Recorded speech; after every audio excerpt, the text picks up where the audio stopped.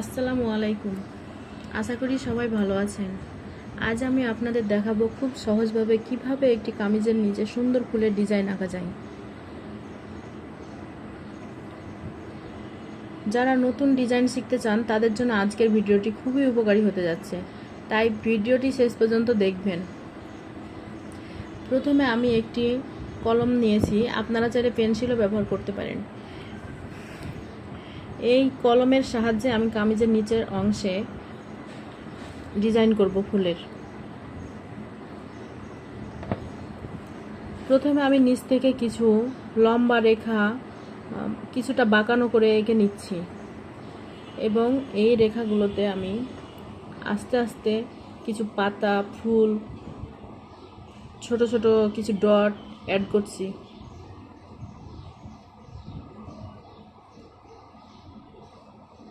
এগুলোতে আমি সেলাইয়ের সময় চেন স্টিচ দিয়ে সেলাই করব।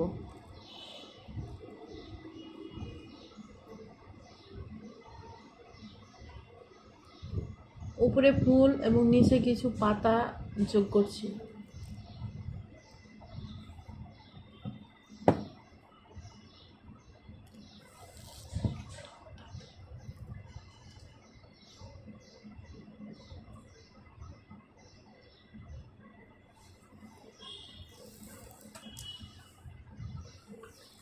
পুরো ডালটি আমি এভাবেই শেষ করছি একই ডিজাইন দিয়ে।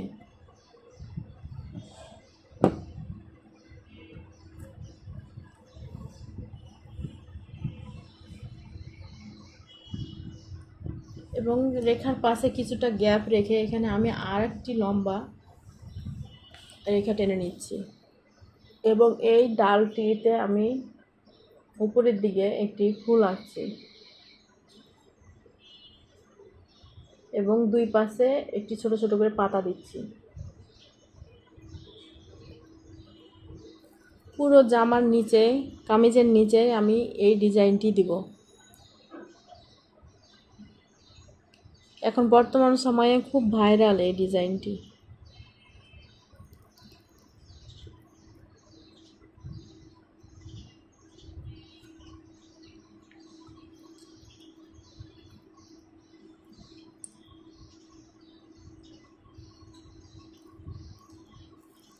ছোট ছোট করে পাতা এঁকে নিচ্ছি এবং নিচের দিকে একটু করে ডাল দিচ্ছি পাতার নিচে।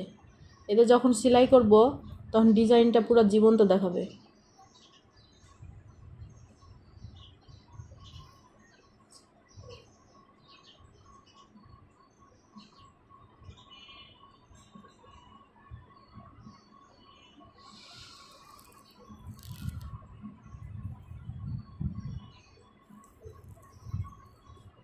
আমি নিচে যে কামিজের নিচে যে ডিজাইনটা দিচ্ছি এই ডিজাইনটি আমি হাতায় করব এবং এর সাথে একটি সালোয়ার বানাবো।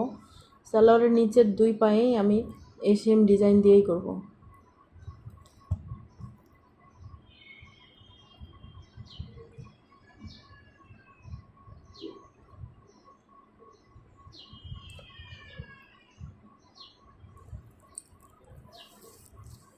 এই ফুলের ডিজাইনতে আপনার কয়েক কালারের সুতা দিয়ে করলে, সেলাই করলে অনেক সুন্দর দেখায়।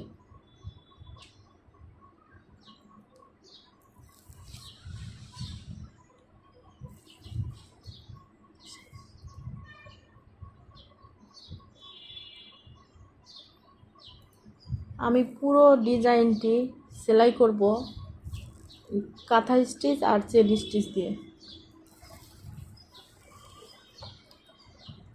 আমি জামার নিচের পুরো সাইডে এই ডিজাইনটি দিয়েই আমি কমপ্লিট করছি। দেখুন কিভাবে খুব সুন্দর করে একটি ফুলের ডিজাইন আঁকা হলো লতা পাতা দিয়ে।